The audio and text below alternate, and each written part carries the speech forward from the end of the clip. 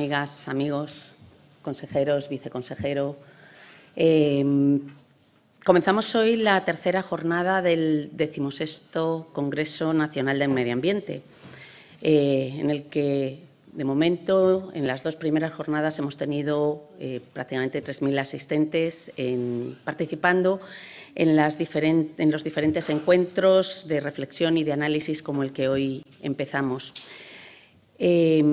Quiero agradecer el apoyo que hemos recibido de patrocinadores y colaboradores para poner en marcha esta gran plataforma de diálogo y de contacto que es CONAMA, y recordar que celebramos el 30 aniversario de este Congreso Nacional de Medio Ambiente. Hoy comenzamos la jornada poniendo el foco en el ámbito regional. Hemos empezado con los problemas globales en la primera jornada. Ayer aterrizamos de una forma muy clara en lo local, en las ciudades, y hoy queremos poner la atención en esta escala intermedia tan importante, tanto por la configuración de las competencias en nuestro país, como por la relación que existe con el territorio y la dinámica de interacción que puede suponer esta escala. Doy la bienvenida a este diálogo de alto nivel que hoy planteamos al consejero de Agua, Agricultura, Ganadería, Pesca, Medio Ambiente y Emergencias de Murcia, Antonio Luengo. Antonio, muchas gracias. También al consejero de Transición Ecológica, Lucha contra el Cambio Climático y Planificación Territorial de Canarias, José Antonio Balbuena, que está aquí con nosotros desde el lunes. José Antonio, gracias también. Al viceconsejero de Desarrollo Sostenible de Castilla-La Mancha, Fernando Marchán. Muchísimas gracias, viceconsejero. Al presidente delegado del Área de Acción Climática de la Diputación de Barcelona, Chesco Gomar. Y a Lidia González Fernández, de la Dirección de Programas de la Unión Europea y Cooperación Territorial, ¿no? Y Cooperación Territorial, perdón, del Centro de Desarrollo Tecnológico e Innovación, CEDETI. Para quien no conozca, CEDETI es una entidad pública dependiente del Ministerio de Ciencia e Innovación que promueve la innovación y el desarrollo tecnológico de las empresas españolas y que canaliza las ayudas europeas y estatales para la innovación en las empresas. Y Eva Martínez Rull, por último, nuestra querida amiga Eva, periodista ambiental, colaboradora de La Razón y colaboradora nuestra desde hace muchos años, que moderará la sesión. Bueno, os decía al principio que queremos resaltar la escala regional por su estratégica condición intermedia que une lo local y lo global, que conecta con el territorio, permite promover nuevas formas de gestión sostenible y participativa para reducir la huella ecológica, fomenta la proximidad y, sobre todo, establece, puede servir de hilo conductor para un diálogo estratégico entre el campo y la ciudad en aras a esa cohesión territorial tan importante. Hemos querido unir esta escala de trabajo a uno de los aspectos claves que tenemos por delante, a uno de los grandes desafíos que tenemos por delante, la adaptación al cambio climático. ¿Qué os voy a decir? Los impactos de cambio climático se manifiestan ahora más que nunca de una forma tan elocuente como contundente. Estamos asistiendo en todo el mundo, especialmente en España, a episodios fuertes de olas de calor, de inundaciones, de incendios, de sequía. No nos va a sorprender, no nos puede sorprender lo que está pasando. Llevamos décadas alertando del incremento de la frecuencia de estos fenómenos, del incremento de la intensidad. La ciencia nos lo viene diciendo desde hace muchos años y desde este sector creo que no nos sorprende lo que está pasando. Pero sí estamos preocupados por la virulencia, por la intensidad, por la velocidad en que está ocurriendo. Esto quiere decir que no podemos frenar nuestra lucha contra el cambio climático, pero tenemos que poner una gran intensidad de trabajo y de preocupación en adaptarnos también a estos impactos, a este cambio climático que es una realidad. Y eso implica adoptar estrategias de adaptación en la planificación, en todas las políticas, de una forma transversal. Como se ha visto en la última COP, la adaptación ha pasado a ser uno de los puntos clave. La vicepresidenta fue nombrada facilitadora de la negociación de adaptación Y eso creo que recoge también el hecho de que España ha sido pionera con el Plan Nacional de Adaptación en abordar esta temática. Pero hay que pasar de la estrategia a la acción, y esto es complejo y necesita la colaboración de todos los actores. Requiere una visión transversal que afecta al conjunto de políticas y actuaciones y requiere de nuevas herramientas, mediciones, etcétera. Por no mencionar que no podemos basar nuestra respuesta de adaptación al cambio climático únicamente en soluciones tecnológicas. Tenemos que incorporar la naturaleza en estas soluciones y tenemos también que hacer un cambio de mirada que transforme nuestros sectores económicos. Todo ello para facilitar un futuro viable y sostenible para todos. Ese es el marco en el que planteamos este diálogo, que va a comenzar con la introducción que Lidia González nos hará sobre la Misión Europea de Adaptación al Cambio Climático, una oportunidad para las regiones y las comunidades. Y a continuación, Eva, tomas tú la palabra y comenzamos el diálogo. Muchas gracias a todos.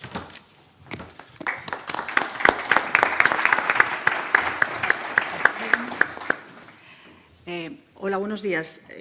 Yo tenía una presentación que no sé si la puedo pasar yo, me la vais a ir pasando.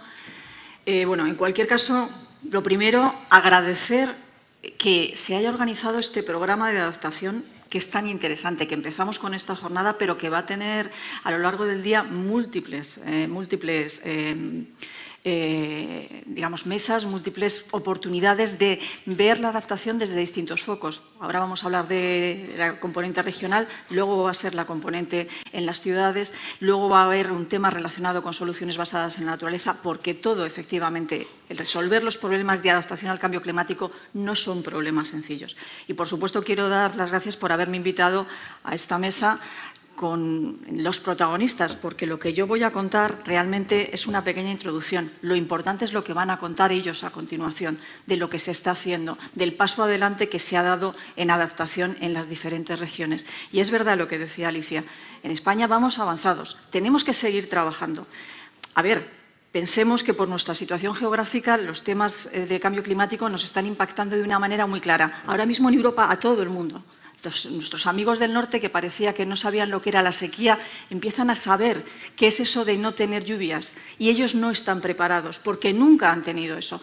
Pueden aprender mucho de lo que nosotros hemos estado haciendo durante muchos años, con lo cual tenemos inclusive una cierta posición de ventaja. Pero ya no me enrollo más en este agradecimiento y voy a la presentación. A ver.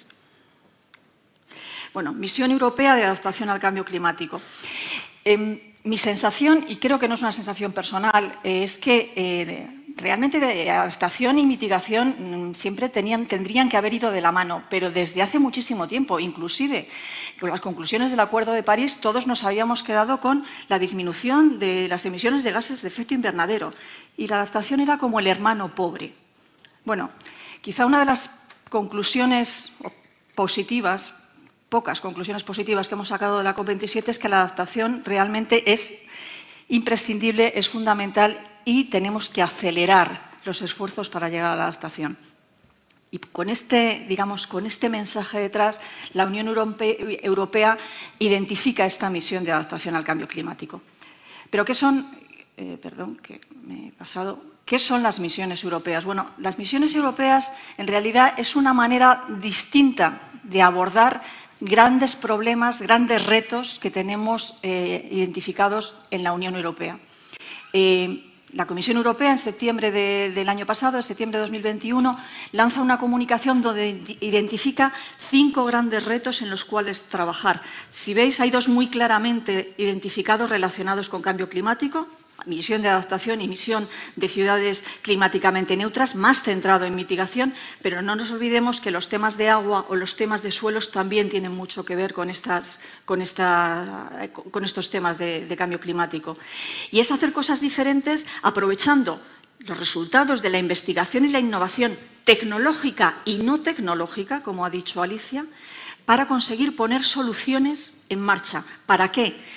Para poder llegar a ser resilientes frente al cambio climático en 2050, tal y como se planteaba en la estrategia de adaptación al cambio climático que lanza la Unión Europea, donde se habla de que tiene que ser una estrategia más inteligente, es decir, aprovechando todas las soluciones que existen y desarrollando nuevas soluciones.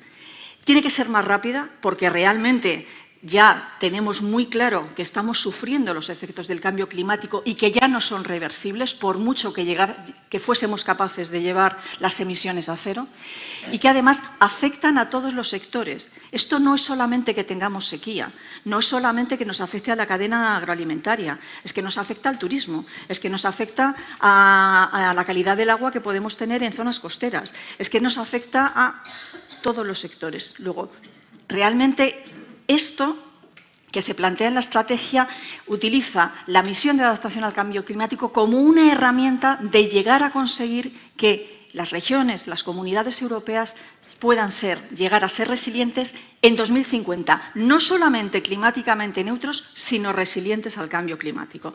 Es un objetivo ambicioso. Esta misión de adaptación al cambio climático, las misiones lo que sí se definen es que tienen un tiempo de ejecución limitado. Pensando en el objetivo final de 2050, dice, vamos a empezar a hacer cosas con el objetivo de, en 2030, tener algunos objetivos concretos alcanzados. Y eso se traduce en que esta misión busca apoyar de una manera muy clara al menos a 150 regiones y comunidades, entendiendo por comunidades también las administraciones locales, para que de aquí a 2030 lleguen a ser climáticamente neutras. Lo que pasa es que en Europa, en España nos pasa igual, pero pensando en toda Europa, no todas las regiones están en el mismo nivel en cuanto a sus planes de adaptación o al conocimiento de sus riesgos climáticos. Con lo cual, la misión lo que plantea es decir, bueno, vamos a intentar apoyar no solamente a aquellas que van más avanzadas y son capaces ya de plantear esas soluciones sistémicas, holísticas, para abordar la adaptación a todos los sectores a su problema, sino que vamos a ayudar a aquellas que todavía ni siquiera han sido capaces de identificar bien sus riesgos climáticos, y vamos a ayudarlas a identificar esos riesgos y a definir esos planes de adaptación para que luego puedan poner las soluciones en marcha. Es decir, no se trata de apoyar solamente a las regiones más avanzadas o a las menos avanzadas, sino a un mapa que contemple diferentes posibilidades para que además entre ellas pueda haber sinergias e intercambio de conocimientos y de buenas prácticas. La misión de adaptación aquí identifica que, bueno, evidentemente aborda un problema que no es sencillo, y entonces identifica que al menos hay algunas áreas, algunos ámbitos en los que habría que trabajar, digamos, de manera general, que afectarían prácticamente a todas las regiones europeas, y algunas herramientas que ayudarían a facilitar, digamos, el lograr ese llegar a la resiliencia en 2030. Cuando hablo de las áreas en las que trabajar, estoy hablando de agua, estoy hablando de agricultura y alimentación, estoy hablando de salud, estoy hablando de infraestructuras críticas, estoy hablando de producción de energía. Y, por supuesto, deja abierto a incluir otros sectores o otros ámbitos específicos de las regiones que vayan a trabajar con la misión. Y cuando hablo de facilitar, hablo de cambios en gobernanza, por ejemplo, en temas de financiación, en cambios relativos a la digitalización, al acceso a los datos. Es decir, buscar mecanismos que nos permitan poner en marcha esas soluciones que no afectan solamente a un sector, sino de una manera, digamos, holística o sistémica a todos los problemas que pueden juntarse o que pueden unirse dentro de una región específica. Y, por supuesto, que quizá no lo he comentado antes, pero es el momento ahora, en la misión tienen que participar no solamente investigadores, no solamente universidades, no solamente las empresas, no solamente las administraciones europeas, locales, nacionales, sino de una manera muy principal también los ciudadanos, porque al final nosotros, los ciudadanos, somos los que podemos ayudar a que una solución realmente tenga éxito o no lo tenga, y determinadas soluciones además nosotros tenemos y podemos contribuir de una manera muy directa.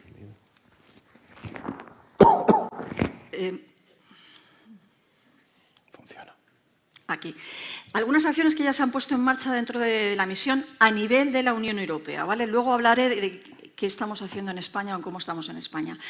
Muy rápidamente voy a ir por algunas de ellas. Entonces, lo primero es, como elemento de gobernanza de la misión, precisamente quiere reflejar el hecho de la participación de todos los posibles actores. Entonces, anualmente se organiza un foro donde participan todos los perfiles, todos los tipos de actores.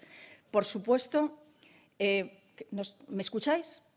Vale. Por supuesto, las regiones son grandes protagonistas, pero no son las únicas, porque todos tenemos que colaborar en esas soluciones dentro de la misión de adaptación al cambio climático. Este año se celebró el 7 de junio, fue el primer foro, pero la idea es que los siguientes años se sigan celebrando precisamente para analizar cómo es la evolución de la misión y para dar inputs de cara a la realización o al desarrollo o a la implementación en los años siguientes. Otra acción, si lo consigo pasar, esto es lo que tiene el directo, es el Mission Charter. Básicamente, la Comisión Europea lanzó una invitación a las regiones, a las administraciones locales, a las comunidades, a todo tipo de entidades, para decir, oye, ¿queréis contribuir? ¿Queréis dar un paso adelante? ¿Queréis colaborar? ¿Queréis participar en esta misión europea? Cada uno con su situación. Antes he dicho que las regiones tenemos situaciones diferentes.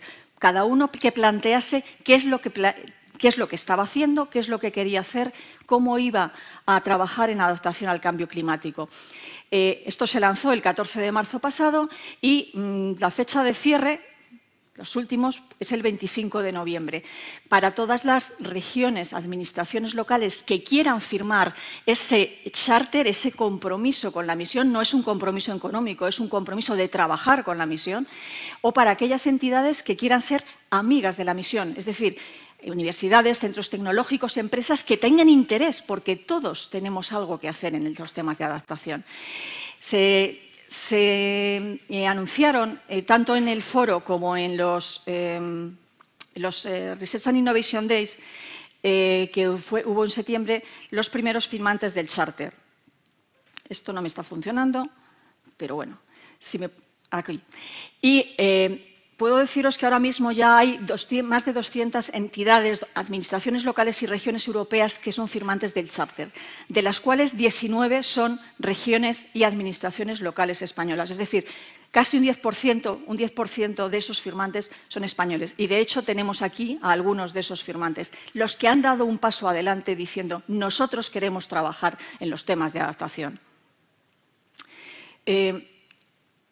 Y otra herramienta que se va a poner en marcha en 2023 por parte de la Unión Europea es una plataforma de implementación de la misión. Y aquí, digamos, la plataforma va a servir para muchas cosas, pero uno de los temas fundamentales en relación con las regiones, con las firmantes del Charter especialmente, pero con todas en general, es la posibilidad de acceder a información, la posibilidad de hacer herramientas para hacer ese diagnóstico de sus riesgos, la posibilidad de intercambio de buenas prácticas, las posibilidades de conexión con los ciudadanos, que es uno de los elementos fundamentales. Con lo cual, esta herramienta, que esperemos que esté en marcha en enero de 2023, será de mucha utilidad para todas las regiones europeas.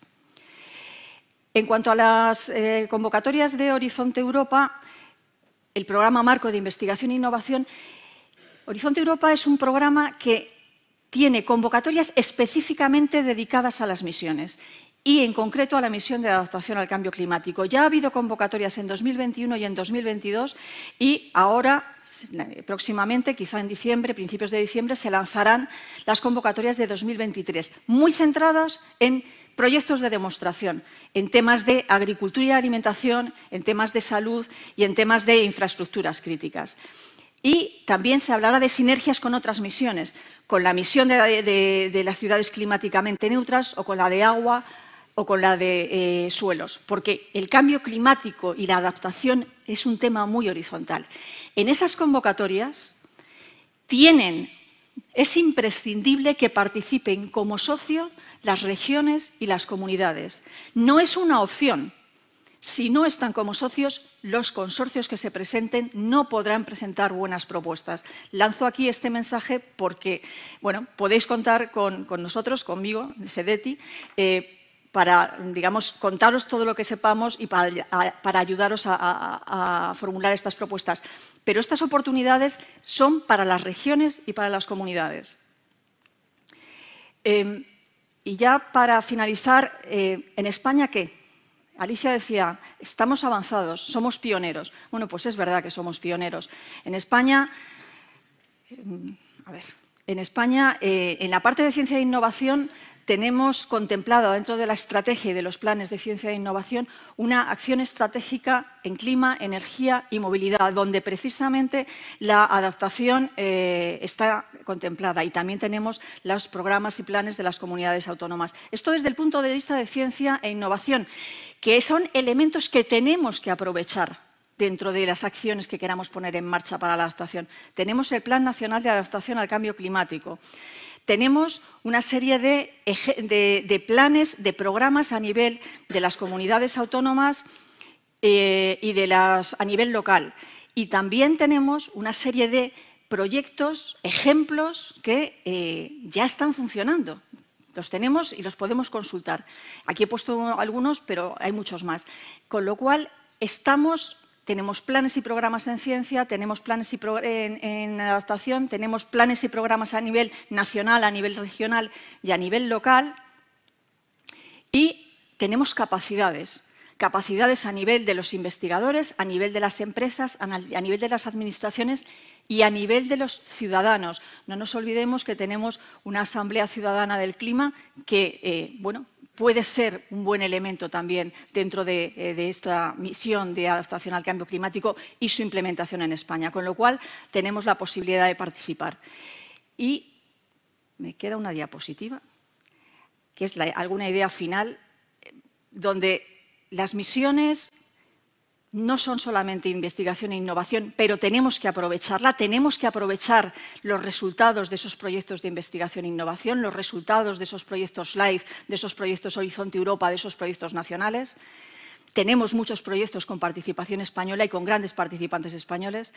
Las misiones tenemos que juntar capacidades de muy diferentes perfiles. La adaptación tiene una componente local, tanto a nivel regional como a nivel, digamos, de municipios, muy importante, con lo cual no nos vale una solución para todos, tenemos que trabajar con esas componentes locales, y es imprescindible las regiones, las administraciones locales y los ciudadanos. Con lo cual, busquemos las oportunidades, busquemos las posibilidades, y para ello contad con nosotros. Simplemente, en la última diapositiva, si consigo pasarla, vais a encontrar que en relación con la Misión Europea de Adaptación al Cambio Climático, tenemos un grupo de trabajo que ha estado ayudando a la definición, a que se incluyeran las necesidades y requerimientos de España dentro de la definición de la Misión Europea, y yo estoy un poco como coordinadora de ese grupo, y ahí tenéis mis datos de contacto para lo que necesitéis. Muchas gracias.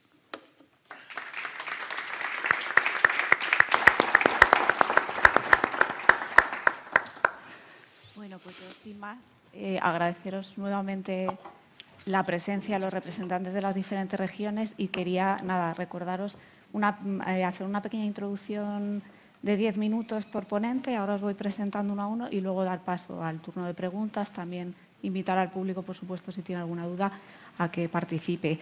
Y primero que quiero dar la bienvenida a introducir es a Chesco Gomar, presidente delegado del Área de Acción Climática de la Diputación de Barcelona. Cuando quieras.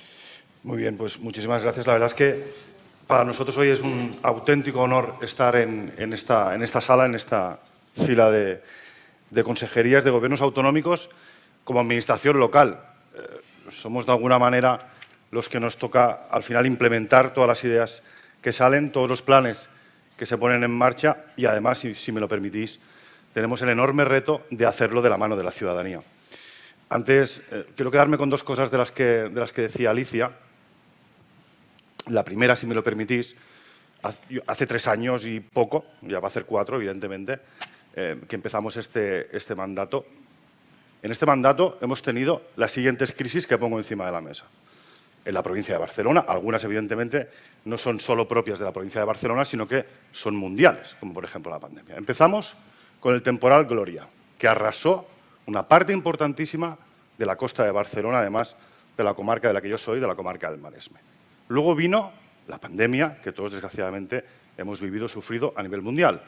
En tercer lugar, estamos en medio inmersos en una guerra a las puertas de Europa entre Rusia y Ucrania, con lo que eso nos afecta. Ayer, la Generalitat de Cataluña declara el estado de alarma por sequía en la cuenca del Ter-Llobregat.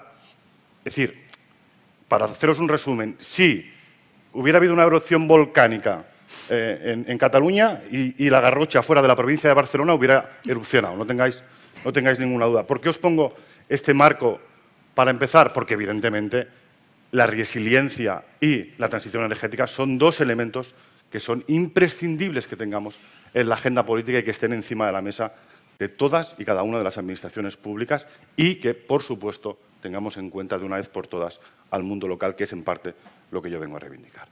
Hecha la introducción, Alicia también nos hablaba o ponía encima de la mesa la palabra acción. Ahí está la clave, en la acción climática. En la acción climática porque además nos alinea con los objetivos de desarrollo sostenible. Y en la acción climática porque la palabra acción es absolutamente trascendental.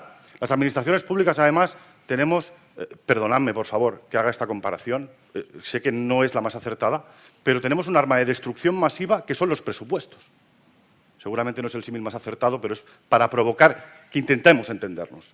Porque es ahí, porque es en los presupuestos donde las administraciones públicas demuestran su capacidad de acción.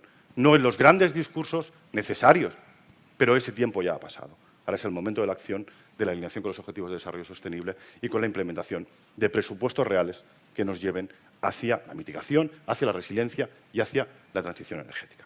La Diputación de Barcelona, nosotros venimos a explicar básicamente, primero, el proyecto Life Clinomics, que hace pocos meses ya, o el 2020, no, ya hace más de meses. Acabamos, yo quiero darle las gracias porque ese proyecto fue gracias, la implicación de ese proyecto fue gracias a los técnicos del área de acción climática.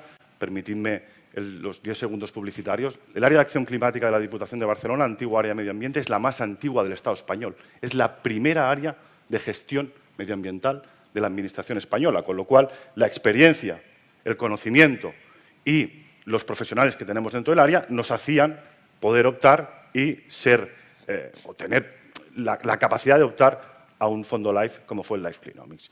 El Life Clinomics, como os decía, influye en 3 territorios de Cataluña, no solo de la provincia, 2 son de la provincia de Barcelona, el Alt Penedès y el Montseny, y el tercero, las Tierras del Ebro, se nos va de nuestra provincia y abarca la provincia de Tarragona. 7 socios, 1.300.000 euros de presupuesto, que al final lo que promueve son acciones de resiliencia que tienen que ver con la agricultura, con la pesca y con la gestión forestal.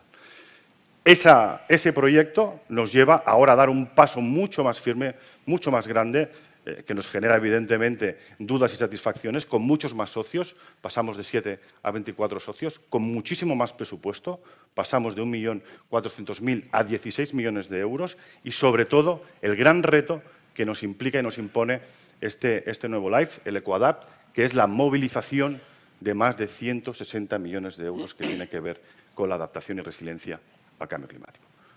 ¿Por qué digo esta última cifra? Porque también eso es importante. De alguna manera, y no es lo más trascendental, pero de alguna manera la movilización de esa cantidad de recursos económicos también implica a la empresa y también nos tiene que hacer ver que empresarialmente, económicamente, también es rentable apostar por este tipo de políticas y también es rentable que las empresas entiendan que su cambio, que su transformación y que su adaptación es radical y absolutamente imprescindible. Yo siempre digo, en las oportunidades que tengo de hablar en público, que la economía será verde o no será. El que se adapte a este tipo de economía es el que tiene futuro en el conjunto del mundo, por no decir en Europa y en nuestro país. Esos son nuestros 2 proyectos clave, uno ya cerrado y el otro a punto de empezarlo. Este último, el EcoAdapt, con más de 19 territorios en el conjunto de Cataluña, con los cuales, imaginaros, a nosotros territorialmente, como Diputación Provincial, nos abre un marco de oportunidades absolutamente espectacular. Coordinar tantos territorios y sacarlos de la frontera competencial que tenemos en la Diputación de Barcelona es, sinceramente, uno de los retos más importantes que tenemos.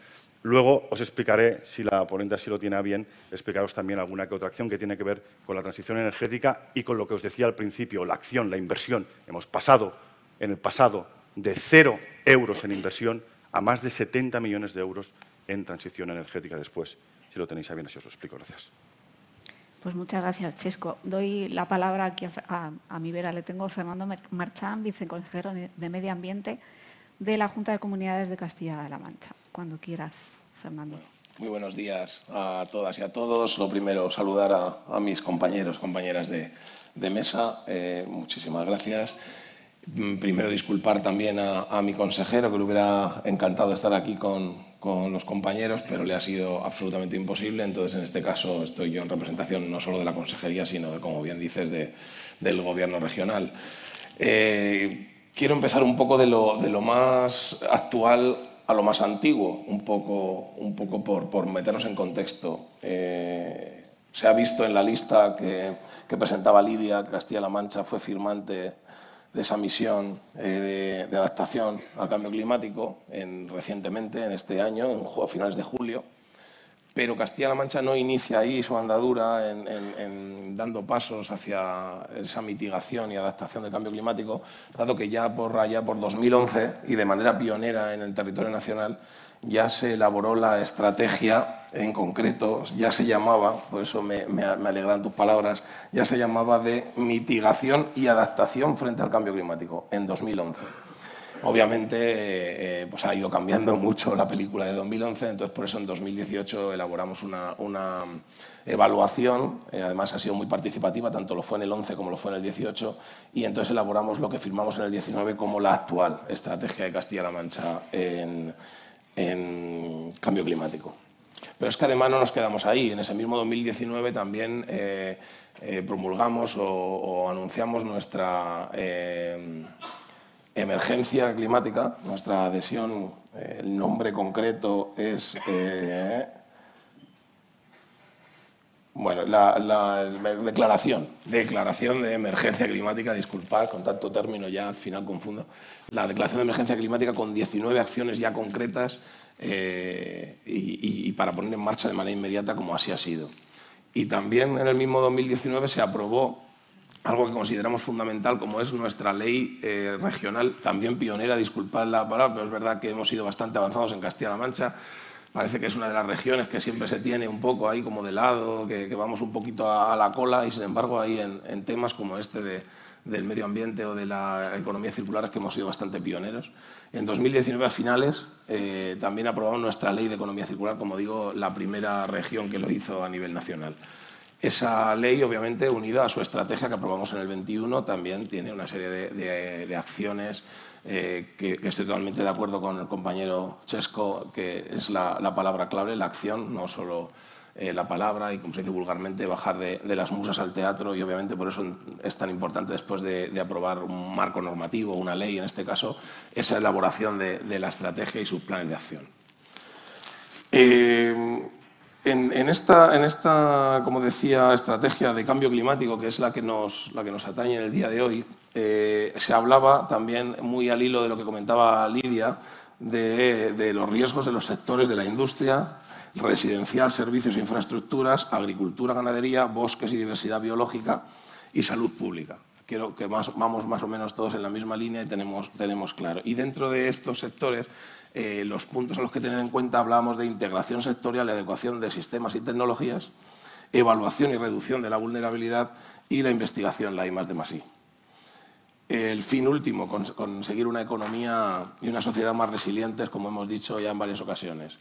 Por eso es tan importante no solo, como digo, la estrategia del cambio climático, sino también la ley de economía circular, que hace que avancemos hacia ese cambio de modelo productivo, del modelo lineal, del usar y tirar, al modelo circular. Además, también es importante mencionar, que luego más adelante lo concretaré, que también tenemos nuestra estrategia de educación ambiental, porque, como bien decía Alicia primero y Lidia después, no podemos basarlo todo en la ciencia, ni siquiera en las leyes o en algunas acciones transversales a nivel más tecnológico, si no hacemos un cambio en la mentalidad de nuestra ciudadanía. un cambio que creemos que es fundamental atajarlo desde, obviamente, nuestras edades más tempranas, pero durante toda la evolución de la persona, y por eso creemos tan fundamental y tan ambiciosa nuestra estrategia de educación ambiental que llega de momento hasta 2025 y en la que pretendemos esa sensibilización, ese cambio de mentalidad de las personas, porque hay una cosa que me gusta decir desde hace bastante tiempo, que estamos metidos un poco en esta emergencia climática y energética, que es que no solo podemos confiar en la ciencia, sino que necesitamos la conciencia. Entonces, creemos fundamental estas dos patas. Y también es importante, y también se han citado ya, obviamente vais a ver que muchos discursos pues, van a tocarse, van a ser bastante coincidentes, como no puede ser de otra manera, o así lo espero, y es el tema de la transición energética. En Castilla-La Mancha podemos decir de manera muy orgullosa que estamos a la cabeza a nivel nacional en la transformación energética, con un mix energético de más del 80% energías renovables ahora mismo, con más de 9.000 megas en energías limpias, entre principalmente la eólica y la fotovoltaica.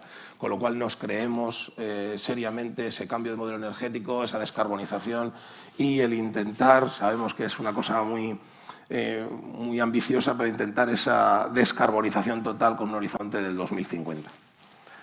Y por ello, tanto en cambio climático como en transición energética, hemos, por poner un ejemplo y no entrar mucho de momento en el detalle de la gran variedad que hay de acciones en un presupuesto que también ha crecido exponencialmente, como bien comentaba Chesco. Por ejemplo, podemos poner el ejemplo de los PIMA Cambio Climático, en el que va más de 1 millón de euros a acciones. Por un lado, diferenciamos entre poblaciones más grandes, de más de 50.000 habitantes, y otras de menos de 10.000. Por un lado, en el fomento de zonas de bajas emisiones, que obviamente al final repercute en gases de efecto invernadero y en el cambio climático, pero también centrándonos, como decíamos, por no dejar ese hermano pobre o ese hermano de lado, justo en la otra mitad va directamente a procesos de adaptación al cambio climático en poblaciones. De momento hemos elegido más pequeña, de menos de 10.000, y en la que hay proyectos muy interesantes y, obviamente, como decíamos antes, contando con la ciudadanía y contando con la propia naturaleza de esos municipios, sin la cual, obviamente, no podemos contar. Y prueba de esa transversalidad en Castilla-La Mancha en cuanto a estas políticas relacionadas con el cambio climático, voy a dar unas pinceladas por no entrar en todas, también por no consumir mi tiempo, por también respeto al tiempo de mis compañeros. Pues como decía, por ejemplo, el ejemplo de la agricultura y la ganadería, pues que en el PDR, tanto en su eje 10 como obviamente en el 8, el 10 dedicado específicamente a agroambiente y clima, y el 8, dedicado a inversiones de desarrollo de zonas forestales, pues marca claramente la estrategia tanto regional como nacional y europea de los planes de desarrollo unidos a la mitigación del cambio climático y a la adaptación. Seguiremos apostando, como no puede ser de otra manera, por la agricultura ecológica, que en Castilla-La Mancha ya aporta el total, más del 20% del total invertido a las ayudas en el sector. En el bosques y diversidad biológica, que entra de lleno en las competencias de nuestra consejería, pues poner dos ejemplos muy concretos, ya que se ha hablado de LIFE. Pues tenemos el LIFE Red Bosques Clima del periodo 2000 hasta 2025, que también tiene como objetivo final conseguir una mayor capacidad de adaptación al cambio climático en los bosques, promoviendo una silvicultura con objetivo de conservación.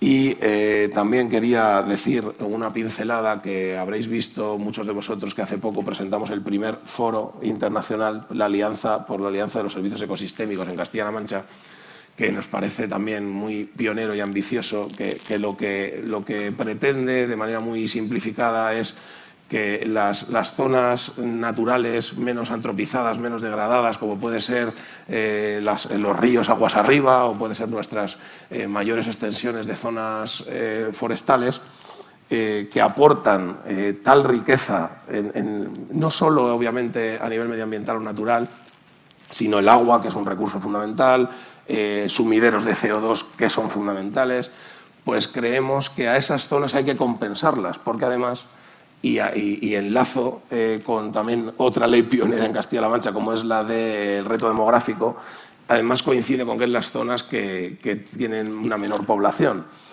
y tiene una menor población por muchos motivos que no voy a entrar aquí ahora porque no es el foro, pero uno de ellos es quizá la falta de oportunidades o la igualdad de oportunidades respecto a las zonas urbanas.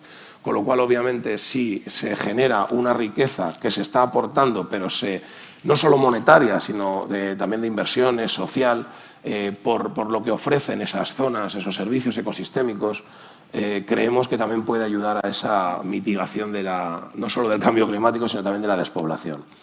Y por terminar, también es importante tocar la parte de salud pública. Hace poco estaba en un foro organizado por un sindicato mayoritario y financiada por esta viceconsejería, que precisamente enlazaba en este caso la salud laboral, pero que se puede extrapolar perfectamente a la salud pública con el cambio climático. Y daba cuenta principalmente lo más conocido por todos, que es el calor, el aumento de las temperaturas, pero también hablaba de otros vectores de enfermedades como la proliferación de garrapatas, mosquitos y otra serie de problemas muy graves.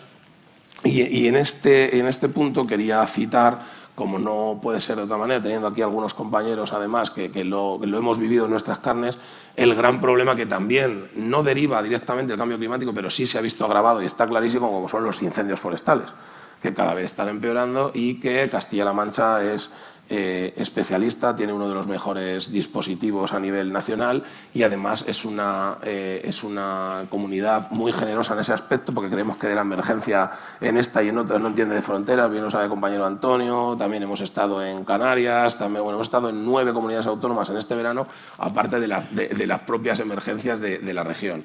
Entonces, dicho un poco todo esto, quedarnos con el mensaje de que obviamente, como decimos, hay que pasar a la acción, no se puede mirar hacia otro lado.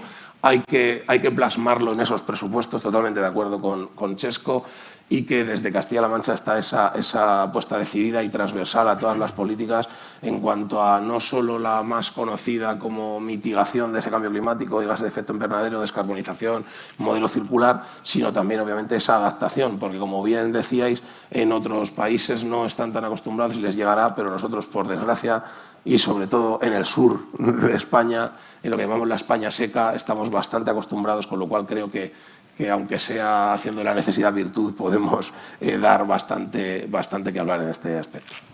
Pues muchas gracias, Fernando. Voy con José Antonio. José Antonio Balbuena es consejero de Transición Ecológica, Lucha contra el Cambio Climático y Planificación Territorial del Gobierno de Canarias, cuando tú quieras. Muchas gracias, Eva. Agradecer a CONAMA la oportunidad que nos da de participar en este foro. Quiero encuadrar un poco lo que significa Canarias dentro de Europa y, por lo tanto, de España. Canarias, como ustedes saben, es un archipiélago compuesto por 8 islas. Es una región ultraperiférica, reconocida así en el Tratado de la Unión Europea. Y nuestro continente geográfico es el africano, no somos europeos. Por lo tanto, primera gran diferencia con el resto de regiones españolas y europeas. Somos africanos, con unas características diferenciadoras. Somos el punto con el mayor número de endemismos, precisamente por nuestra ubicación, del continente europeo. Estamos reconocidos como punto caliente de la biodiversidad marina. Tenemos un régimen climático propiciado por los alisios que hace que tengamos unas bondades climatológicas que se traducen en que nuestra demanda energética, de la que tanto estamos hablando ahora, por habitante y año, sea un 30% inferior a la del territorio continental. No necesitamos encender la calefacción en verano, no necesitamos encender la calefacción en invierno, no necesitamos encender la refrigeración en verano. De hecho, tuve que sacar del fondo del armario el abrigo para poder venir aquí. Somos un territorio insular que las Naciones Unidas, el IPCC, pone en el centro como los primeros que estamos en ese ejército virtual de lucha contra el cambio climático. La tropa de cabecera somos los territorios insulares. Por lo tanto, somos los primeros que podemos caer.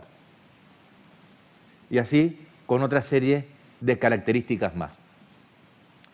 8 islas donde no tenemos posibilidad, en problemas hidráulicos, de que se produzcan trasvases entre islas, Cada isla es un continente y tiene que resolverse todos los problemas que puede tener esa isla para su subsistencia.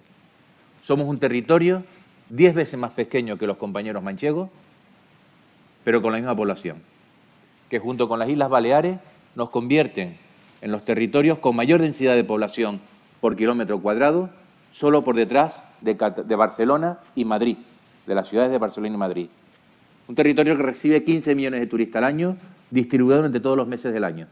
Significa que a los 2 millones de habitantes que tenemos hay que sumarle 300.000 habitantes todos los días que consumen recursos y que demandan servicios y bienes. Por lo tanto, es un panorama complicado. Es un panorama complicado donde en Canarias, en los últimos 3 años, hemos puesto el acelerador.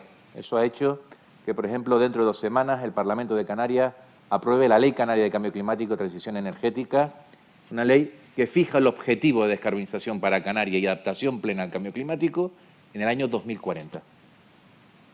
Porque, insisto, estar en la primera línea del pelotón de la lucha contra el cambio climático significa que los primeros en caer vamos a ser nosotros, y eso nos obliga a ser autoexigentes.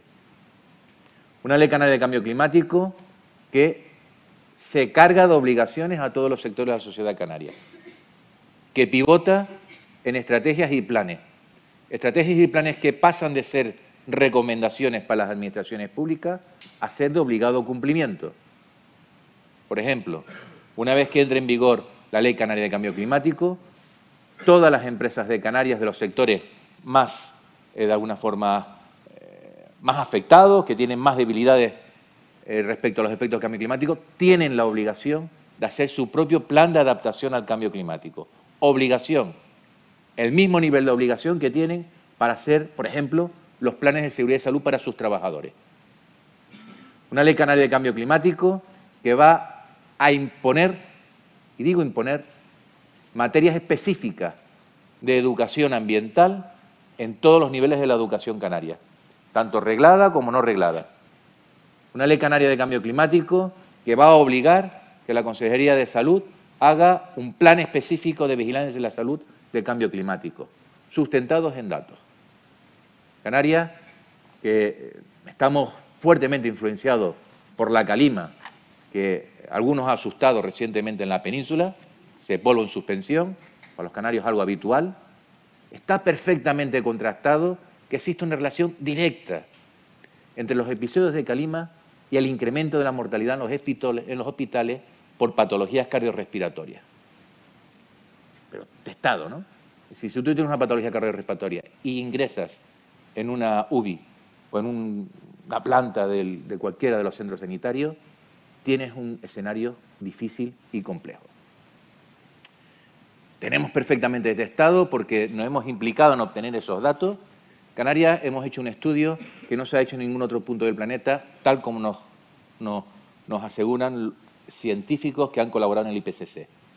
Las proyecciones climáticas que hace el IPCC divide el planeta en cuadrículas de 100 por 100 kilómetros. Nosotros estamos encuadrados en la franja sahariana. Nosotros hemos redoblado esos estudios gracias a que tenemos el segundo ordenador más potente de España, después del que está ubicado en Cataluña. Y hemos dividido esa cuadrícula de 100 por 100 kilómetros en cuadrículas de 2,5 kilómetros por 2,5 kilómetros.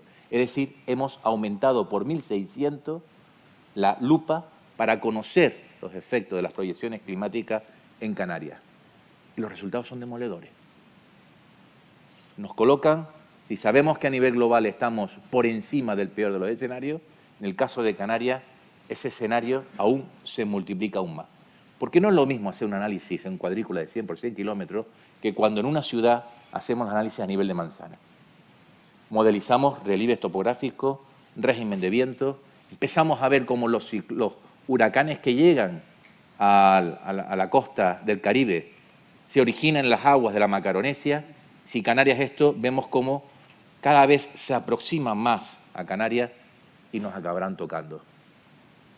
Empezamos a ver datos que nos dicen que va a ser altamente probable. Los que conozcan Canarias, hay imágenes claramente diferentes. Lanzarote y Fuerteventura, poco relieve, poca vegetación, más parecidas al desierto, y el resto de islas, las islas verdes. Pues es altamente probable que de todas las islas, menos la de La Palma, tengan una imagen parecida a Lanzarote y Fuerteventura. No sé cuántos habrán estado en La Gomera, cuántos habrán estado en Tenerife y cuántos pueden hacer ese contraste entre Lanzarote y Fuerteventura y La Gomera y Tenerife. Imagínense La Gomera y Tenerife con una imagen como la de Lanzarote y Fuerteventura. Desoladora. Por lo tanto, Ley Canaria de Cambio Climático, y ya tenemos elaborada la estrategia de acción climática con rango normativo de obligado cumplimiento, de la que deriva plan de acción climático, plan de transición energética. Insisto, para garantizar que en el 2040 hayamos alcanzado esa descarbonización plena. Y, algo que no es menos importante, estrategia de transición justa. Por poner un símil, nosotros estamos especialmente sensibilizados que tanto que se habla de la transición energética tiene que llegar a todos por igual. Por poner una imagen gráfica, nosotros estamos especialmente empeñados de que cuando ustedes lleguen a Canarias y aterricen en alguno de nuestros aeropuertos, sean incapaces de diferenciar las viviendas, cuál es el nivel adquisitivo de las personas que viven en esas viviendas en función de que tengan placas solares o no tengan placas solares. O si van por la calle, sean capaces de no diferenciar el nivel adquisitivo del conductor porque tenga o no tenga vehículo eléctrico. Por lo tanto, ojo con la transición ecológica. No podemos permitir que la transición ecológica aumente la brecha social. Porque si algo nos está enseñando el cambio climático es que se ceba con los que menos recursos tienen. No es justo que islas como Goramana, en el Índico, que no ha generado ningún tipo de factura para recibir los efectos del cambio climático en forma de desaparición de la isla. Una isla que ha desaparecido de la faz de la Tierra. Personas que se han visto obligadas a migrar a un continente, a un país como la India, no con el deseo de un migrante de poder volver a la tierra donde nació, sino sabiendo que nunca va a poder volver a esa tierra. Nosotros con el proyecto PIMA Adapta Costa hemos también ampliado la lupa, de manera que hemos dividido la costa canaria en cuadrículas de 2,5 kilómetros por 2,5 kilómetros. Y sabemos a día de hoy que es altamente probable que en la segunda mitad de este siglo el 50% de las playas canarias desaparezcan. Que la primera playa que va a desaparecer antes de que llegue el 2050 es altamente probable que sea la playa de Alcalá, en el municipio de Illadisora. Y con esos estudios, tanto en la estrategia de obligado cumplimiento como los planes que también van a ser de obligado cumplimiento, van a ser solo recomendaciones para que lo sigue bien y el que no lo sigue no pasa nada. De obligado cumplimiento con lo que supone, con un régimen sancionador duro, pero no nos queda otra. Tenemos perfectamente identificado cuál tiene que ser el arca de Noé de nuestra biodiversidad en Canarias. Ese territorio, ese cinturón verde que tenemos que esforzarnos por mantener en costa, en medianía y en altitud. Hacer los esfuerzos que tengamos que hacer. Y esos esfuerzos supone luchar con aquellos sectores de la economía que tienen las puertas abiertas en los medios de comunicación, que tienen el teléfono de presidentes y consejeros, en pro no solo de los otros sectores, sino de nuestra biodiversidad, que ni tienen puertas abiertas en medios, ni tienen los teléfonos para poder levantarlos y dar instrucciones. Por lo tanto, es duro. Pero aquí hago una reflexión y siempre digo en los medios de comunicación. Si los responsables de transición ecológica, eso que antes era medio ambiente, no nos preocupamos por eso, por ponerle voz, ¿quién se la va a poner? No puede ser siempre que la sociedad tenga que abrir los ojos a las administraciones públicas. Nosotros en Canarias estamos empeñados en que seamos las administraciones públicas, por lo menos el Gobierno de Canarias, quien ayudemos a abrir los ojos a la sociedad.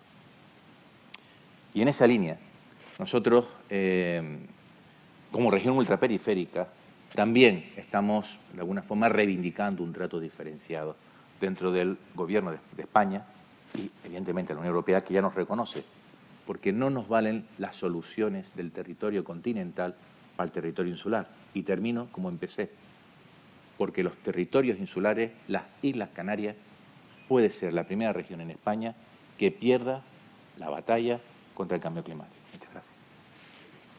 Muchas gracias.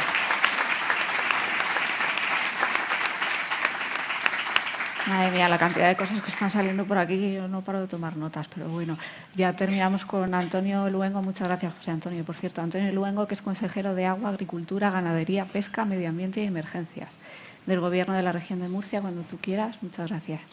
Bueno, muchas gracias, Eva. Lo primero que quiero hacer es agradecer a CONAMA la oportunidad que nos da de participar en esta tan importante e interesante jornada, así como también durante la celebración de todo el Congreso, ¿no? Y, por supuesto, darles las gracias a todos ustedes por estar esta mañana aquí, porque yo creo que eso demuestra el interés que hay, sobre todo con un tema tan candente, ¿no? Y que tanto nos importa ahora a todos nosotros, que no es ni más ni menos que el cambio climático. No podemos olvidar, yo creo que no desarrollo o que no revelo ningún tipo de misterio cuando digo que la sensibilidad medioambiental es una sensibilidad que se ha desarrollado en muy pocos años en nuestra sociedad. ¿Y por qué se ha desarrollado? Se ha desarrollado porque vivimos bien, porque comemos bien y porque estamos bien. Una vez que se han cumplido esos objetivos, entonces pensamos en nuevos objetivos y ese es el que tenemos ahora mismo, ¿no? Esa sensibilidad medioambiental que se ha desarrollado, como decía, en muy pocas décadas, ¿no? Y eso tenemos que afrontarlo como una oportunidad. Miren, desde el Gobierno de la Región de Murcia lo tenemos muy claro. El principal objetivo que tenemos es que en nuestra región se viva bien, que se coma bien, que se pueda alimentar bien a la gente y, acto seguido, por supuesto, tenemos que ser capaces de establecer políticas que contribuyan fundamentalmente a garantizar que nuestros descendientes tengan asegurado poder disfrutar de un medio ambiente como mínimo el mismo que hemos disfrutado y estamos disfrutando nosotros. En esa línea es fundamental establecer políticas que contribuyan fundamentalmente a cumplir con ese objetivo. Y esa es la realidad. Y esa es la realidad que tenemos que afrontar y que tenemos que ser capaces de implantar. Nosotros estamos convencidos de que no tenemos que imponer absolutamente nada a la ciudadanía. Lo que tenemos que hacer es implicar a la ciudadanía para que se adopten medidas que contribuyan, por supuesto, a cumplir los objetivos. Antes lo comentaba el compañero de Castilla-La Mancha, la declaración de emergencia climática, algo que se hizo en la región de Murcia, que probablemente, aparte de los miembros del Consejo de Gobierno y el presidente, por supuesto, no sé cuánta gente más lo sabrá en la región de Murcia. Llevamos a cabo la elaboración de una estrategia de adaptación y mitigación al cambio climático. Probablemente, aparte del redactor, el que lo evaluó, y alguno más, pues no mucha gente conozca, ¿no? Al final, ¿qué es lo que necesita la sociedad? Necesita saber cómo puede contribuir a adaptarse y, por supuesto, a mitigar, ¿no? ese cambio climático. Y esa es la realidad. En ese sentido, hacemos estrategias, hacemos planes, hacemos proyectos, hacemos planes, establecemos líneas muy generales, pero al final lo que tenemos que ser capaces es de explicar a la sociedad cómo pueden contribuir, por supuesto, a llevar a cabo esa adaptación y esa mitigación. Y esa es la realidad. Hoy no contamina igual un vehículo que hace 10 años o hace 15 años. Hoy no contamina ningún tipo de actividad igual que hace 10, 15 o 20 años. Hoy hay un control exhaustivo para garantizar que no haya ni una sola industria que pueda perjudicar o pueda emitir cualquier tipo de elemento contaminante que pueda perjudicar a la salud humana. Hoy se han desarrollado dispositivos que nos permiten analizar la calidad del aire, la calidad del agua, la calidad del suelo. Y eso es una realidad. Hace 20 años, hace 30 años, la prioridad era otra. Hoy es esta. Y por eso tenemos que aprovechar esta oportunidad que tenemos encima de la mesa, ¿no? Y en esa línea, desde el Gobierno de la Región de Murcia, hemos establecido y estamos trabajando junto a nuestros vecinos, porque al final no podemos olvidar que cuando uno parece que está en un gobierno autonómico, parece que en ocasiones puede incluso, o nacional, puede perder la percepción de la realidad. Nosotros hemos establecido medidas junto a nuestros vecinos para ver cómo podemos todos contribuir a esa adaptación y a esa mitigación, ¿no? Y en esa línea, una de las medidas que estamos impulsando no es ni más ni menos que la gestión forestal. Lo comentaban antes el compañero de Castilla-La Mancha. Es fundamental. Los incendios se apagan en invierno, no en verano. ¿Cómo se apagan los incendios en invierno? Haciendo una adecuada trabajos selvícolas, es decir, haciendo una adecuada gestión de los montes. Lo que hacían nuestros abuelos o nuestros bisabuelos, no tenemos que inventar nada, es lo mismo que hacían ellos. ¿Qué estamos impulsando del Gobierno de la región de Murcia? Pues que todos aquellos que no están obligados a compensar las emisiones de gases de efecto invernadero puedan hacerlo de forma voluntaria. Y lo que queremos es que, aparte de llevar a cabo la reforestación, que está muy bien, aparte de contribuir a lo que es la readaptación o la regeneración de las zonas que hayan sido afectadas por incendios, que los trabajos de silvicultura contribuyan o puedan ser utilizados para compensar los gases de efecto invernadero. Esa es una realidad y es en la que queremos trabajar, porque no podemos solamente depender de fondos públicos para poder hacer una adecuada gestión de los montes. Otra línea en la que estamos trabajando, y aquí tenemos la suerte de tener con nosotros a 4 magníficas investigadoras de la Universidad de Murcia, las cuales vienen trabajando desde hace ya muchos años en intentar no solamente contabilizar, sino dar una herramienta que permita a la agricultura de secano contribuir a esa absorción de gases de efecto invernadero. Y solo hay que hacerlo de una forma, haciendo una adecuada gestión de los suelos. Llevamos años trabajando en ese proyecto LIFE que se impulsó desde la Universidad de Murcia, Andrice 4, en el cual se puede demostrar ya que hoy es una realidad cómo la agricultura de secano, con una adecuada gestión del suelo, contribuye de forma directa a la absorción de gases de efecto invernadero. En la región de Murcia tenemos muy claro que somos, por suerte, somos una de las principales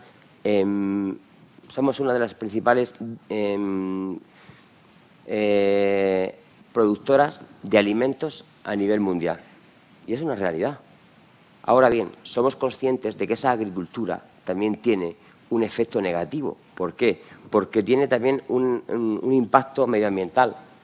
Para eso hay que llevar a cabo pues, actuaciones, sobre todo con la agricultura de secano, que contribuyen fundamentalmente a llevar a cabo esa compensación de gases de efecto invernadero. Y eso es una realidad. Por eso es fundamental hacer una adecuada gestión del suelo y por eso es importante también esa agricultura de secano como tenemos en la región de Murcia. Para que se hagan una idea, el sector agroalimentario en la región de Murcia supone el 20% del PIB. Estamos hablando de más de 3.000 millones de euros la contribución que tiene el sector agroalimentario. Y para que se hagan una idea, la agricultura de secano en la región de Murcia supone el 71% de la superficie de cultivo que hay en la región, el 71%. Y, sin embargo, apenas contribuye con el 4% de ese PIB al que hacía yo referencia. ¿Qué puede convertirse ese agricultor de secano? En una herramienta que también pueda obtener recursos económicos para poder garantizar esa fijación de población y esa vertebración tan necesaria. En la región de Murcia lo tenemos muy claro. Sabemos que la gente quiere vivir bien y para eso hay que darle facilidades.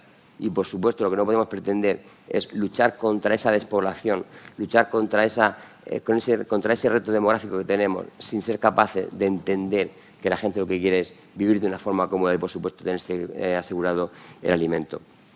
Y en otra de las líneas en las que estamos trabajando en la región de Murcia es el tema de la desertificación.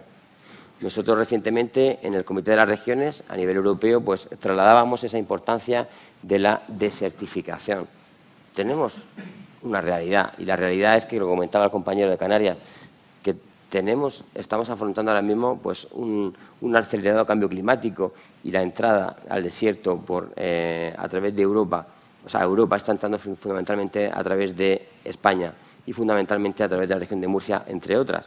Para eso, ¿qué tenemos que hacer? Tenemos que ser capaces, en primer lugar, de determinar qué acciones podemos hacer para poder luchar contra esa desertificación. Esas son las 3 principales líneas en las que el Gobierno de la región de Murcia está trabajando, pero no podemos olvidar que lo más importante es que tenemos que tener, lo primero de todo, garantizado la alimentación y, por supuesto, queremos vivir bien.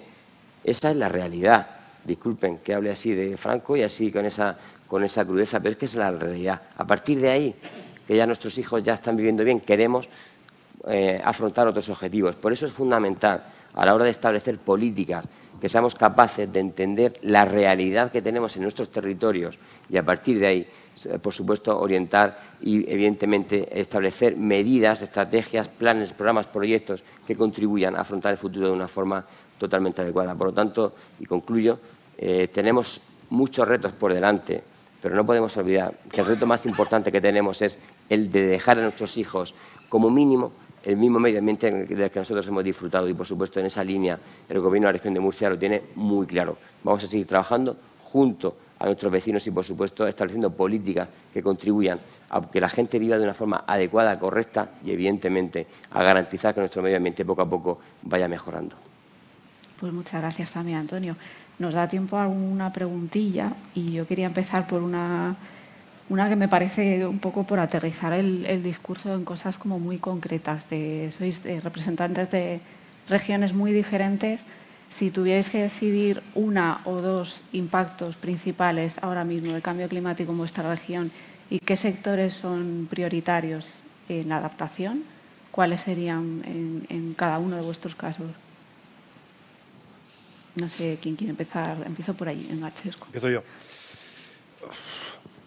Antes he hablado del temporal Gloria, cómo afectó a la costa. Yo creo que también hay dos elementos que tenemos que poner encima de la mesa, que de alguna manera hemos hablado, pero los hemos dejado un poco por encima, que también nos afecta a nuestra zona metropolitana. Pensemos, tengamos en cuenta que en la provincia de Barcelona vive el 75% de la población de Cataluña, ¿no? Con lo cual estamos rodeados de grandísimas ciudades que conllevan dos grandes problemáticas que de alguna manera hemos pasado por encima. La primera es la movilidad. La movilidad. Es decir, antes el José Antonio, compañero, nos decía el no dejar nadie atrás. ¿Y cómo hacemos una nueva movilidad más sostenible sin dejar nadie atrás? ¿No? Ahí hay un debate ahí interesantísimo, amplio, y que conlleva, queriendo vivir bien, cambios en los hábitos. Cuando implementamos un carril bici en una ciudad, ¿qué estamos haciendo? ¿Estamos facilitando que las bicis circulen? Sí, pero hablemos de lo malo. Estamos poniéndole obstáculos al coche. Yo soy de la ciudad de Mataró. Es la ciudad del área metropolitana con más vehículos por habitante. Es un desastre. Implementamos el carril bici. Nos han dicho de todo, evidentemente, desde el respeto. Faltaría más.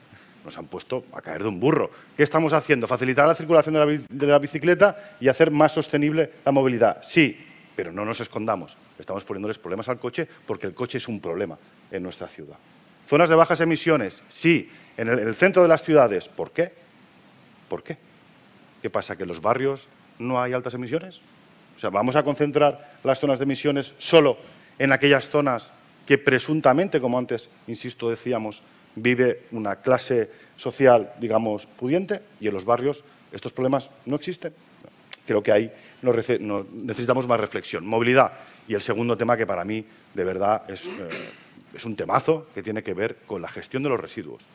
La gestión de los residuos y la economía circular de la que antes hablaba el compañero de Castilla-La Mancha. Yo creo que ese reto que tenemos encima de la mesa y que además Europa ya nos está poniendo encima de la mesa, cómo tenemos que aumentar los tantos por ciento de reciclaje en el municipio pequeño, de alguna manera, por lo menos la realidad que vivimos nosotros en nuestra provincia, es menos complicado implementar nuevos sistemas de recogida, entre ellos el puerta a puerta en cada vivienda. Cuando pasamos de zonas o de pueblos o de zonas urbanas poco densas a zonas urbanas como Hospitalet de Llobregat, que es de las ciudades más densas del conjunto de España, ¿cómo gestionamos esa recogida individualizada? ¿Cómo conseguimos aumentar el tanto por ciento de reciclaje que debemos estar en las grandes ciudades alrededor del 30-34% hacia el 60% en el 2030? ¿Y eso lo hacemos realmente sin cambiar los hábitos de la ciudadanía? Uno. Dos, ¿qué lo hacemos? ¿Con el despotismo ilustrado?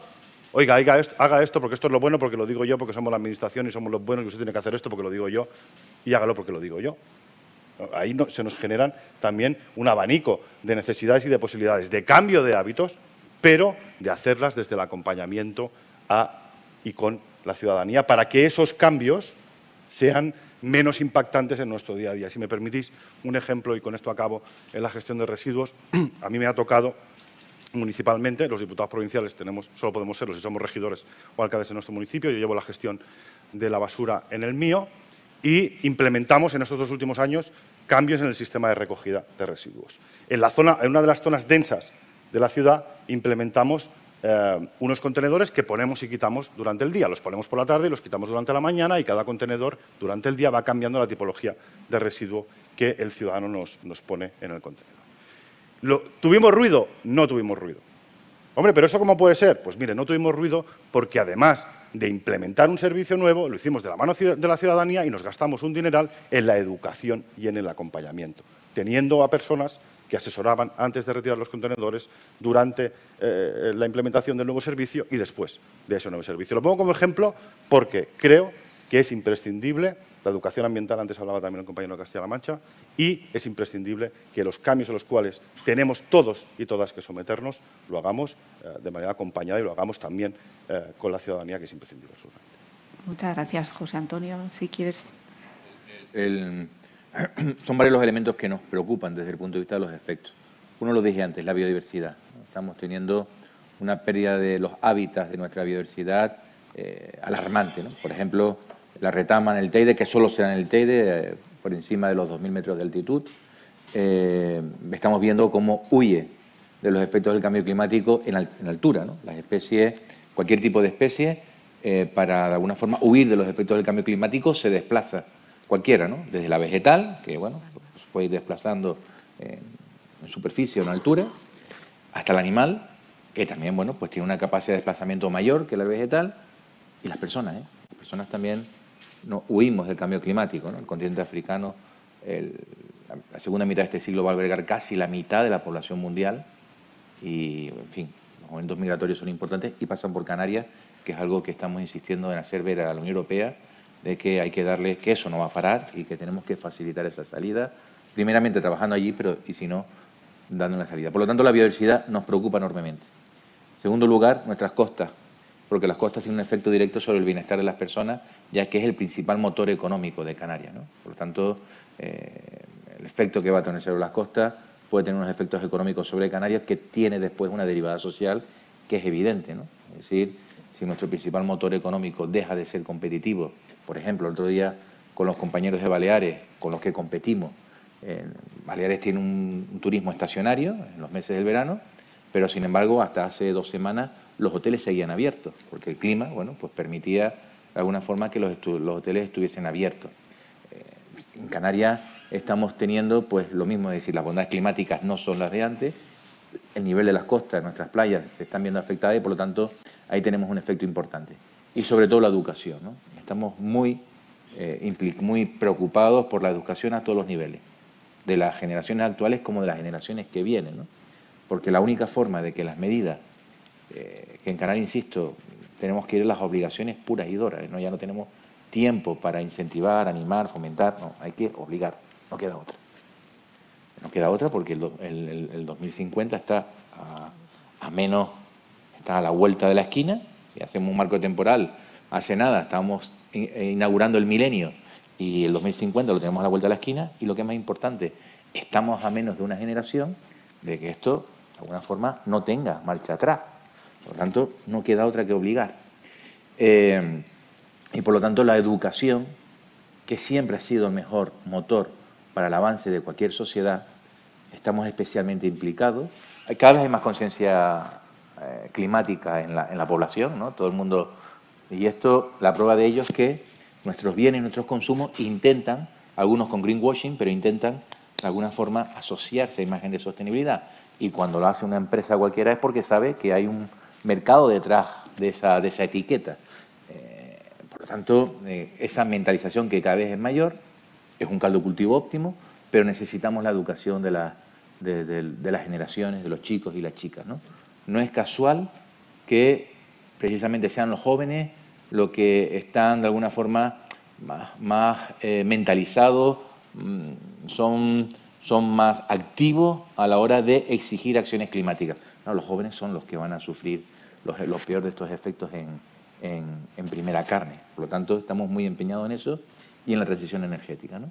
Es decir, insisto, Canarias también estamos mentalizados, pero como dije antes, en Castilla-La Mancha tienen 10 veces más de terrenos.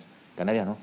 Por lo tanto, tenemos que conciliar densidad de población, ser el territorio con mayor endemismo, y siempre pongo la comparación, es decir, en Roma cuando hacen una obra, o en el Cairo que estuvimos ahora recientemente, empiezan a abrir y aparecen restos arqueológicos. En Canarias, cuando haces cualquier tipo de infraestructura, es imposible no tropezarse con una especie que tenga algún tipo de grado de protección, ¿no? Ahora recientemente hemos tenido que parar de forma cautelar una inversión de 300 millones de euros para poner 3.000 camas. Hay otro un modelo turístico que se está abordando, porque aparece una especie de protección especial, aquí un triste, viborina triste, ¿no? Endémica de Canarias, ¿no? Por lo tanto, bueno, pues no es sencillo. Y cuando hablamos de infraestructura energética, que todo está muy bien el tema de los parques renovables, pero el gran problema que han tenido el desarrollo de los parques renovables, que reconozcamos que están siendo demonizados por la población, que cada vez se ve más cómo se ocupa el territorio, pero no se ven los beneficios en la factura final de las personas, ¿no? Entonces, en fin, algo no cuadra, ¿no?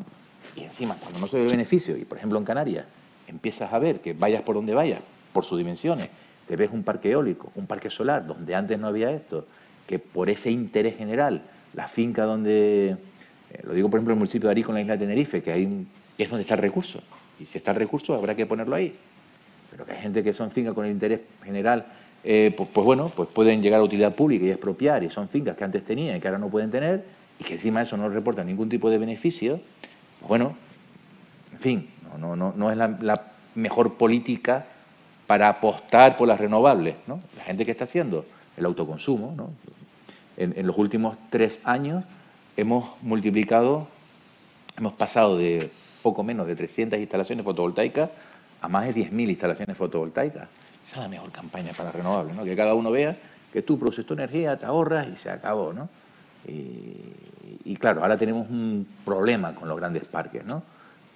Vamos a ver, hay un plazo ahí en enero que, en fin, vamos a ver si se puede retrasar. En fin, hay cosas que lo ponen difícil, ¿no? Porque al final las administraciones, la transición es necesaria, pero tiene que ser una transición, oye, armoniosa, ¿no? Y por lo tanto, en Canarias también ese es nuestra gran preocupación, una transición energética que tiene que llegar realmente a la población y que tenemos que cuadrar el círculo con el respeto ambiental, que no es fácil. Antonio. Bueno, pues de forma muy rápida, concreta y precisa, me preguntabas por 2 áreas, ¿no?, que son las fundamentales en las que consideras que cada uno de nuestros gobiernos debe trabajar, ¿no?, e impulsar sobre todo iniciativas para poder contribuir a esa adaptación y mitigación al cambio climático. En nuestra región, 2 áreas concretas. La primera, una asignatura pendiente que tenemos, es el tema logístico, el tema del transporte. Es una realidad que, igual que se le exige a muchas industrias el llevar a cabo la garantía de que no se lleve a cabo ningún tipo de elemento contaminante que pueda perjudicar la salud de las personas, ahora toca el gran reto de la logística. O sea, hoy no se habla del impacto que puede tener cualquier tipo de medio de locomoción, como puede ser un camión, como puede ser un avión, como puede ser un barco. Nadie se plantea todavía eso, ¿no? Y eso es un reto que tenemos por delante y tenemos que ser capaces de abordar, y en los próximos meses o años, ¿no? Hasta hace muy poquito tiempo el único sistema que había para poder garantizar la propulsión de los motores eran sobre todo fundamentalmente materiales fósiles, y hoy ya, pues gracias a Dios, gracias a la tecnología, gracias a la investigación y gracias al desarrollo tecnológico, pues hay sistemas de propulsión diferentes a los materiales fósiles, ¿no? Y en segundo lugar, también es importante el sector, en nuestra región, el sector agroalimentario. Por eso cada día tenemos muchos investigadores que trabajan. ¿Para qué? En principal y fundamentalmente para poder obtener variedades que cumplan con los requisitos que quiere el consumidor de alimentos, garantizando las características organolépticas, pero que estén totalmente adaptadas al cambio climático. Es decir, que necesiten menos agua, que sean capaces de resistir esas inclemencias climatológicas que estamos sufriendo y, por supuesto, que sean menos vulnerables a las plagas que tenemos hoy en día. Por eso, en la región de Murcia tenemos muy claro, esas son las 2 líneas en las que tenemos que incidir, fundamentalmente en lo que es el tema logístico, el tema del transporte y, sobre todo, también el tema del sector agroalimentario. Lo decían antes, hoy mucha gente se apuesta por las energías renovables. ¿Pero por qué? Por un tema económico. Nos hemos dado cuenta que somos un país dependiente energéticamente y nos hemos dado cuenta que podemos contribuir fundamentalmente a mejorar nuestra economía invirtiendo en esas energías renovables, y por supuesto también eso va a contribuir a no tener esa dependencia energética. Un ejemplo muy claro, y termino. Precisamente este lunes presentábamos el primer proyecto real para poder ser capaces de obtener hidrógeno verde en España, que se ha puesto en la región de Murcia, que se ha importado. ¿Para qué? Para que todos aquellos que estén interesados o que quieran apostar por las energías renovables puedan utilizar la energía solar que durante el día acumulan, se puedan acumular en un sistema de de acumulación de hidrógeno verde a través de la utilización del hidrógeno y acto seguido se pueda llevar a cabo la utilización de ese hidrógeno para poder garantizar la energía que necesita esa industria durante la tarde o durante la noche. Eso es un claro ejemplo de cómo somos capaces de adaptarnos utilizando siempre la tecnología, la técnica, y por eso yo creo que es muy importante, querida Lidia, seguir invirtiendo en investigación, en tecnología y desarrollo, porque gracias a ese trabajo que los investigadores vienen haciendo día a día, vivimos tal y como vivimos ahora mismo. Pues muchas gracias también, Fernando, cuando quieras. Muy bien, pues sí, voy a intentar ser breve. Creo que mis compañeros han tocado la mayoría de las preocupaciones. Sí quería decir de manera breve, primero, que en Castilla-La Mancha nos preocupa, se ha nombrado también previamente la desertificación, el incremento de en torno a 1,5 grados de las temperaturas, ese incremento de los incendios forestales, las bajas precipitaciones, obviamente la escasez de un recurso tan vital como es el agua en Castilla-La Mancha. Es principalmente lo que más nos preocupa y además, unido a los dos sectores, como podemos hablar, pues principalmente podríamos hablar del sector agropecuario, de la agricultura y la ganadería, que obviamente en Castilla-La Mancha es uno de los mayoritarios y que nos preocupa bastante. Sí que quería ya, aprovechando, decir un par de cosas, no directamente por alusiones, pero sí por un poco por comentarios tangenciales. Sí quería, totalmente de acuerdo que la transición energética tiene que ser justa, equitativa y sin dejar a nadie atrás. Eso lo tenemos claro. Sí que es verdad que está un poco en tela de juicio los proyectos que, pues con este mega o este macro que se le pone delante siempre a lo que queremos satanizar. Pues es verdad que hay que tener mucho cuidado y obviamente tiene que ir totalmente de la mano en la conservación de la biodiversidad y de nuestros ecosistemas. Obviamente en Castilla-La Mancha no tenemos esa riqueza posiblemente endémica que puede tener Canarias, como es lógico, pero sí tenemos una serie de especies a proteger, tenemos una experiencia muy satisfactoria con el águila imperial o con el lince y no queremos que este tipo de proyectos como algún otro pues nos haga prescindir de unas especies tan emblemáticas en Castilla-La Mancha como son las esteparias. Sí que es verdad que jugar con ese equilibrio entre que el desarrollo además sea sostenible, pues creo que es fundamental. Por eso creemos tan importante nuestra Consejería de Desarrollo Sostenible, que aglutina esas tres partes, tiene que aglutinar ese desarrollo, pero ese desarrollo tiene que ser sostenible en lo social, en lo económico y obviamente en lo ambiental. Nosotros lo tenemos muy claro y aun siendo líderes en energías renovables siempre tiene que ser cumpliendo esas premisas y obviamente apostando muy fuerte por el autoconsumo. Por todas las energías renovables hay que intentar que en su mayoría estén en zonas antropizadas y degradadas y no deteriorando hábitats a proteger. Y luego, además, es fundamental, obviamente, este tipo de autoconsumo. Y me alegra también la mención al hidrógeno verde, que en Castilla-La Mancha también somos una de las regiones bandera, con nuestro centro en Puerto Llano, con una empresa de electrolizadores de las más fuertes a nivel mundial que se va a establecer, a establecerse en el corredor de Lenares, en la provincia de Guadalajara. Eso por un lado. Y por otro lado, ya enlazando y por terminar, obviamente la educación ambiental, vuelvo a lo mismo, y la sensibilización ambiental, no solo porque la Viceconsejería de Medio Ambiente sea el órgano gestor que lleva todo el tema de educación ambiental a nivel regional, porque no nos olvidemos que no puede quedarse circunscrito a una consejería, sino que es totalmente transversal.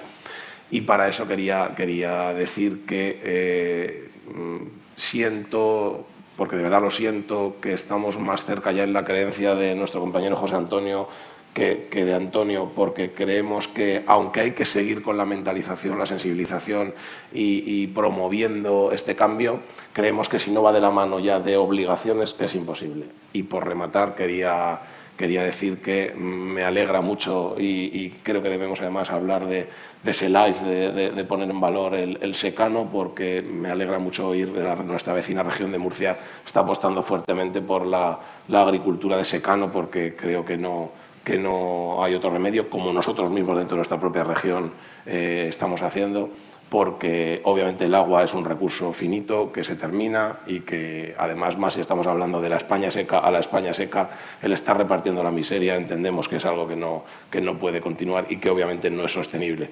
Y en este aspecto quería decir que estoy totalmente de acuerdo con Antonio de que lo primero la gente lo que quiere es vivir bien, pero estoy de acuerdo con lo que ha dicho algún compañero, que vivir bien tiene matices. Entonces lo que hay que hacer es mentalizar a la gente que vivir bien ahora ya con lo que nos queda no puede ser lo que era vivir bien hace 20 años. Vivir bien, hay que cambiar nuestro modo de vida, nuestro pensamiento, nuestras necesidades, hay que cambiar ese modelo lineal del usar y tirar tan traído en estos últimos 20 años que nos ha llevado, entre otras cosas, a donde estamos. Hablamos de nuestros abuelos y de nuestros bisabuelos, obviamente había una densidad de población mucho menor y mucho más repartida, con lo cual eran mucho más eficientes en la utilización y reutilización de los recursos.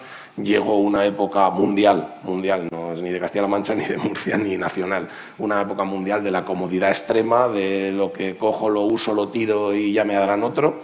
Eso lo tenemos que cambiar radical, con lo cual lo que hay que mentalizar desde los más pequeños, desde ya, pero incluso también a los que ya no somos tan pequeños, que hay que aprender a vivir bien, pero el vivir bien ya no es lo que era, o no debe serlo, porque si no estamos condenados al fracaso más absoluto, y me voy muy preocupado con el análisis de José Antonio, porque creo que en Canarias, obviamente, por su condición africano, será primero, pero es a lo que vamos abocados todos, como no demos un giro de timón muy importante, con mentalización, con sensibilización, con educación, pero también con obligaciones y con un cambio de modelo claro de la ciudadanía, porque si no vuelve a lo mismo. No podemos confiar solo en la ciencia, aunque estoy de acuerdo que los coches ya no contaminan igual, que las empresas no contaminan igual, pero siguen haciéndolo, y o confiamos también en la conciencia, o solo con la ciencia no vamos a poder dar el cambio que necesitamos para este cambio climático y esta emergencia en la que nos encontramos. Pues muchas gracias, Fernando. También se nos ha ido la hora un montón. Os voy a pedir, lanzo una pregunta para quien quiera contestar, brevísimamente, si queréis contestar todos, pero tiene que ser un tuit muy cortita, que veo que las realidades de cada región son muy diferentes. ¿Qué oportunidades creéis de colaboración y de crear sinergias entre regiones puede haber? También, Lidia, por supuesto, estás incluida, para quien quiera contestar, así muy breve. Pues si queréis empiezo yo. Yo las veo clarísimas. Aquí tenemos 4 regiones con diferencias muy claras, pero con conocimientos y con experiencias que se pueden compartir. No digo para replicar exactamente, pero sí para saber cómo se ha hecho, qué se ha hecho y poder trabajar conjuntamente. Es decir, el conocimiento no significa, cuando se habla de replicar soluciones, yo nunca hablo de coger y poner exactamente lo mismo en Canarias que en Asturias. No tendría ningún sentido, pero a lo mejor la experiencia en Canarias de las soluciones tecnológicas. Yo he hablado antes de investigación e innovación tecnológica y no tecnológica. La innovación social es clave. Ese tipo de experiencias y conocimiento son elementos claves de cara a colaborar. Y luego pensemos que a lo mejor tenemos algunos elementos en común que de cara, por ejemplo, a defender posturas o defender medidas a nivel de la Unión Europea, debemos ser capaces de juntar esas posturas para tener un frente fuerte, y perdonad que utilice la palabra frente, pero es verdad que muchas veces decimos, es que las soluciones nos vienen de los amigos del norte. Bueno, no, los amigos del sur. España tiene cosas que decir, tiene cosas que defender, tiene datos con los que argumentar, y ahí yo creo que podemos colaborar entre todos. Yo creo que al final, y de alguna manera, sí que es replicable lo que pasa en un territorio hacia otro radicalmente diferente. Porque aquí hemos hablado de cosas que nos afectan a todos. Porque el tema de la sequía nos afecta a las 4 regiones que estamos aquí sentados, entre otras cosas. O sea, ¿hay que copiar, pegar? Evidentemente no, la realidad es la que es. Ahora, ¿es un germen del cual yo puedo hacer crecer una solución en mi territorio? Sin duda, sin duda. Y yo creo que eso demuestra además generosidad, si me lo permiten, política, porque no es necesario siempre ser el protagonista de algo, porque a veces es necesario reconocer que tu iniciativa bien implementada por el triunfo de otra región que lo está haciendo. Y es imprescindible que tú tengas la humildad para replicarlo y además tengas la necesidad no solo de replicarlo, sino de explicarlo. Porque es imprescindible que lo expliquemos. Y acabo ya. Europa emite el 8% de las emisiones del conjunto del mundo. El 8%. ¿De verdad no vamos a coger la bandera a todos los europeos para convencer al resto del mundo que las COPs no pueden seguir en la línea que están? ¿No lo vamos a hacer? O sea, vamos a creernos que arreglamos nuestro territorio y ya está. El aire no tiene fronteras ni entre Castilla-La Mancha y Murcia, ni entre Barcelona, Egipto, Asia, y pónganle ahí el infinito que ustedes quieran. Yo me quedo con lo que han dicho, es decir, la transferencia de conocimiento y de experiencia, yo creo que es el gran valor para poder alcanzar este objetivo, ¿no? Es una transferencia de conocimiento y experiencia a nivel global, ¿qué menos no va a hacerlo dentro de un mismo país? No sé si alguno... 2. temas muy concretos en relación a lo que comentaba, dos oportunidades. Uno de ellos, no la educación, porque yo soy de los que piensan que la educación la recibimos en casa. Creo que es importante incidir en la formación, es decir, no solamente el conocimiento, sino también la formación y la sensibilización. Y luego tenemos una oportunidad, y es el agua. Me van a permitir. ¿Por qué? Porque eso que algunos intentan utilizar para poder generar controversia entre vecinos, hay otros que pensamos que se pueden utilizar tecnología y se puede utilizar ciencia y se puede utilizar herramientas para poder garantizar una equidistribución de agua por todo nuestro planeta y, por supuesto, fundamentalmente por toda Europa. Y en este sentido, en la región de Murcia lo tenemos muy claro. Tenemos un problema muy importante con el tema hídrico y lo que se ha hecho ha sido utilizar la tecnología.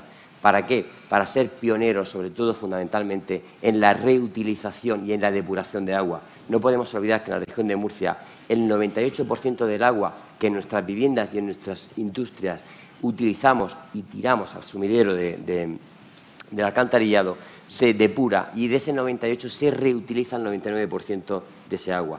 Y un tema muy sencillo, igual que la energía eléctrica, esta energía que estamos aquí, que gracias a ella podemos tener la iluminación en esta sala, nadie se plantea dónde se produce esa energía, nadie se plantea qué infraestructuras son necesarias para que esa energía llegue aquí hoy y nadie se plantea qué coste tiene esa energía y todos pagamos lo mismo por la energía. ¿Por qué no somos capaces de establecer lo mismo que tenemos con la energía, con los hidrocarburos, con otra materia prima como es el agua? Por eso yo creo que tenemos una oportunidad entre todos de utilizar la tecnología y utilizar las infraestructuras para poder garantizar ese recurso hídrico que necesitamos. ¿Por qué? Porque hay ciertas zonas en las cuales climatológicamente hoy se puede cultivar, probablemente dentro de unos años no sabemos qué pasará, pero hoy se puede cultivar. Y lo que tenemos que ser conscientes es que de cierto paralelo hacia arriba en Europa, sinceramente, les da igual que el producto llegue del sur de Europa o llegue de otro continente. Y eso generará una debilidad importante a todo nuestro continente.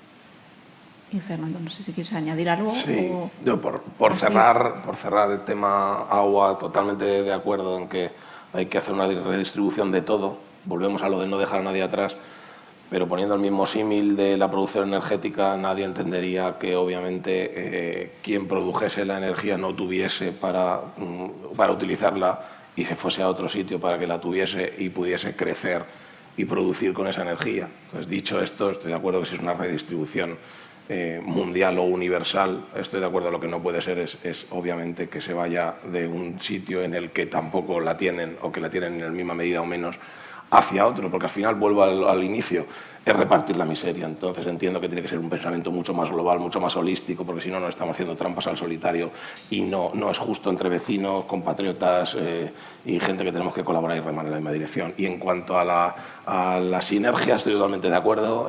Tiene que ser, obviamente, en este y cualquier otro tema, ir de la mano. Todo es replicable con sus matices y yo puedo poner el ejemplo, he puesto ya el de los incendios, pero puedo poner el ejemplo, el live que he contado, Red Bosques Clima. Estamos con Cataluña, precisamente, País Vasco y Valencia, aparte de Castilla-La Mancha. Fijaros la diferencia que puede haber entre Castilla-La Mancha y País Vasco, y sin embargo estamos. O sea que obviamente totalmente tiene que estar unido, y me quedo con lo que decía, ya no sé si ha sido José Antonio o Chesco, no solo entre Murcia, Castilla-La Mancha o incluso entre Cataluña o País Vasco, sino a nivel mundial. Tiene que ser algo que las sinergias nos lleven hacia un mejor resultado y sobre todo que no haya nunca ciudadanos de primera o de segunda, porque creo que eso es casi un principio básico, pero que por desgracia no se cumple.